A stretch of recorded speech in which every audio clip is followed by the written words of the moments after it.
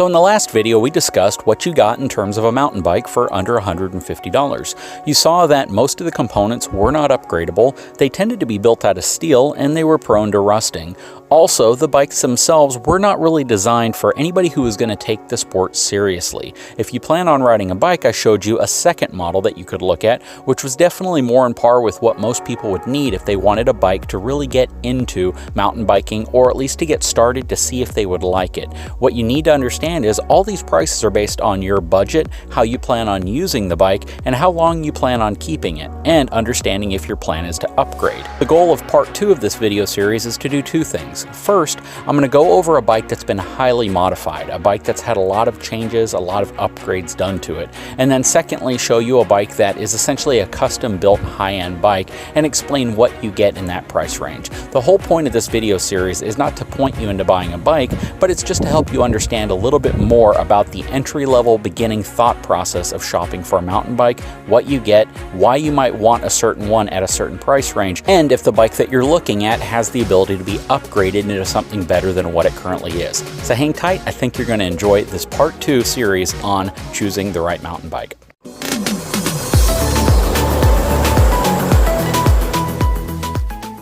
Okay, now what you're looking at in front of you is what I would consider to be an intermediate style mountain bike. Now this specific bike has had a lot of upgrades, so even though it started off more on the intermediate entry level, it's definitely more on the intermediate level. Let's talk about some of the things that this bike's gone through, which makes it different than the Giant bike that we just reviewed. Both this bike and the Giant are 29ers, which means it has a 29-inch diameter wheel. This specific bike is the Trek Excalibur 8. It has a lot of really good features from the factory, but at the same time, it has a lot of entry-level stuff. This specific bike initially sold for $1,300, which is definitely on the higher end of what people might spend, especially if they're just getting into the sport. And it's definitely more than I think you need to spend if you're getting into biking. It came with a RockShox entry-level front shock. The shock itself was probably valued at about $150. It came with the relatively entry-level SRAM X7 drivetrain, which means the crank, the derailleurs, and the cassette were all SRAM. It came with tubeless-ready rims and tires, and it had a few other features that were pretty nice, but all at that intermediate entry level. This bike has pretty much been completely stripped down. Everything on this bike except the rims and the seat post have been swapped out. And actually I have a different seat post that's on a different seat. Pretty much everything important on this bike has been changed out. It has better higher end tires. It has a better front fork. This is a RockShox Judy with remote lockout, which is really nice. The remote lockout gives you the ability to lock the front fork from the handlebars with a cable as opposed to reaching down and having to turn it over.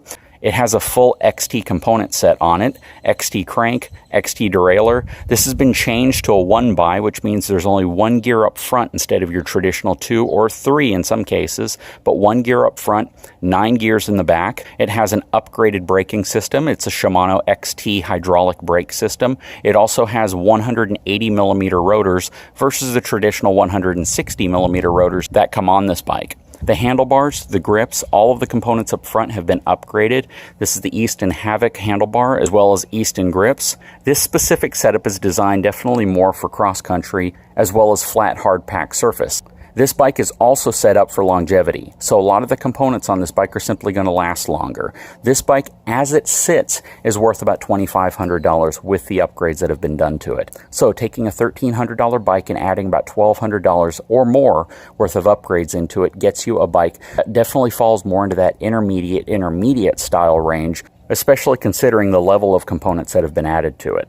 But keep in mind, both bikes that you've looked at so far have been hardtails. You can get bikes like this in a full suspension configuration, and you're generally going to spend for this style of bike starting at about $1,500 for something entry-level with very entry-level components, all the way up to $4,000 or $5,000 if you're going to have an aluminum frame. Once you move to carbon fiber, the pricing changes completely. All right, so now we're going to focus on a high-end bike. We're going to talk about a new kid on the block. This is new for me. This is my new Santa Cruz High Tower CC bike. CC is the lighter version of carbon fiber that Santa Cruz uses on their higher-end bikes. This specific bike is an interesting thing to talk about, simply because I probably didn't need a bike that was spec'd out the way this bike was for the type of riding I do. I do some pretty extreme riding in certain areas, but getting to those areas sometimes is a challenge for me because where I live is very, very flat. Now, a lot of people would say that this is the type of bike you should start out with, and I would completely disagree with that statement. I think if you are getting into biking and you've been doing it for a while and you're looking for that step up to where you are unlikely to need another bike and you're going to be getting into more aggressive riding where you're doing intermediate downhill and you're also getting into enduro riding, this is probably the type of bike that you would want to have. If you are just getting into biking and somebody's convincing you that you need to spend this much money on this type of bike, I would highly recommend not listening to them. Mainly because a bike like this is really designed for someone who is going to spend a lot of time on it. And that's me. I like riding the bike a lot. This is definitely a big upgrade for even me because this type of bike is designed for a pretty extreme riding style. Now, this bike, as it sits, is a $7,000 bike, which means that the components on this bike from the factory have been spec'd out by me to have specifically what I want and what I'm looking for. And in the case of this bike, I really didn't want to get a bike that I had to get stripped down and start putting a lot of expensive components on, simply because when you do that, you run into the fact that you're removing components. You're removing components that cost money. It's almost like when you put a lift kit on a vehicle and you have to remove all the factory stuff first. You're removing components that built cost into that original product. And that would be the same whenever you're taking a bike and you're upgrading it immediately with high-end components. Likely, you're removing components that would essentially devalue the product so you can build it back up. Now, what stands out about this specific bike that makes it so expensive? First of all, the use of carbon CC from Santa Cruz. That is their more expensive, lighter carbon fiber. And it's not significantly lighter than their lower-end C line, but it is reasonably lighter. What's also expensive is the front fork. The front fork on this bike actually costs more than most entry intermediate level mountain bikes. This front fork by itself is about $1,000 front fork. That adds a lot of value to this bike, especially when it's new. Also, the wheels, tires, the crank, the components, all of the components on this bike add a lot of cost to it. The way I like to compare it is if you're getting into photography and you get an SLR camera or digital SLR camera, you'll see that the camera itself or the body of the camera might cost $2,000 to $3,000 for a very high-end camera body, but then you could easily spend $12,000 on a lens. The accessories, the components can easily cost significantly more than the main bulk or the piece that you think should be the most expensive. And when you add those components to the bike, you can see quickly how the price is going to skyrocket. This bike also has a dropper seat post, which gives me the ability to lower and raise the seat on command. Essentially, while I'm riding, if I want it to go lower for more aggressive riding style, or if I'm going to be sitting on it longer, I can raise it up higher to the correct height. This bike also has a lot of carbon fiber beyond just the frame. The handlebars are carbon fiber, the crankset is carbon fiber, and this bike just is designed to weigh as little as possible considering it's a full suspension bike. And full suspension bikes generally weigh more than hardtail bikes because you have the extra components. You have the hinge mechanism in the center, including the center shock.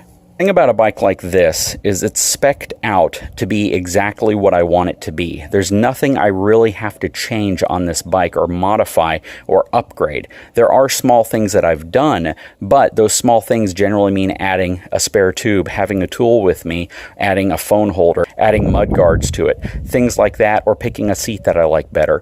But when it comes to a component perspective, when you build a bike up like this, you really don't have to worry about upgrading components. You still have to maintain them, and you possibly have to replace them if you've broken them, but the components on this bike are at the highest tier level of components available by these manufacturers. When you look at derailleurs, which is what moves your chain around your actual gears, when you look at your shifting, when you look at your brakes, you generally have about 6 to 8 different tiers within the manufacturers that build these components. The components that I had spec'd out on this bike fall in that 7 out of 8 or 9 out of 10 category in terms of quality and hierarchy in their stack ranking of component quality. And that's one of the reasons that I built this bike. I didn't want to get it, strip everything off, and have to replace it. But that's a good example of what you get in this price range. And if you're going to get a bike like this, you really have to be serious about it because this is definitely what you consider to be an investment. They also will hold their value pretty well. After several years of using this bike, if I decided to sell it, I would be able to recoup a good amount of that value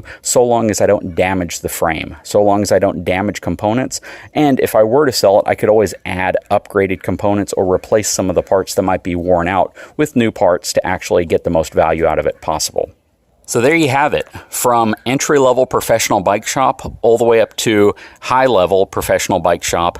This is kind of the range, between about $650. Actually, you could probably go lower than that for a professional bike shop. I'd say $550 is generally where their starting point's going to be, all the way up to around $7,000. And this one can definitely go above that or slightly below that, depending on the specific components you have added to it.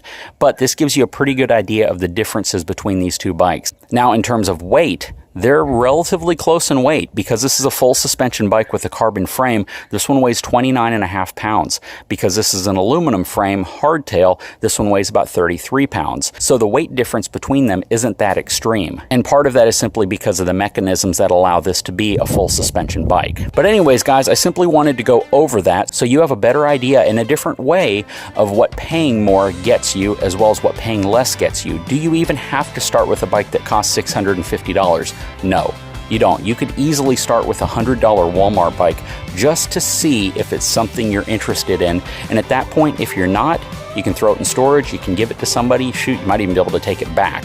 If you get into a bike that even costs $650, you could be committing more money financially than you should be if you end up not using it. And that's kind of the key.